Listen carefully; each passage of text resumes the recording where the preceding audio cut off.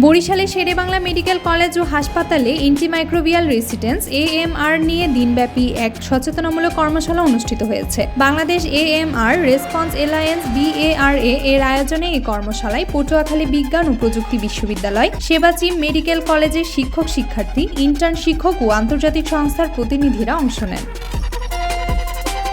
দিনটি শুরু হয় সকাল 9টায় সচেতনামূলক র্যালির মাধ্যমে। এরপর শিক্ষার্থীরা ক্যাম্পাস ও হাসপাতালের চত্বরে প্লেকার্ড ও লিফলেট বিতরণ করেন। অংশ নেয় 25টি ওয়ান হেলথ টিম। আয়োজনের অংশ হিসেবে ছিল কুইজ ও বিতর্ক প্রতিযোগিতা, যার মূল প্রতিপাদ্য বিষয় ছিল দায়িত্বশীল প্রেসক্রিপশন বনাম আইনি প্রয়োগ।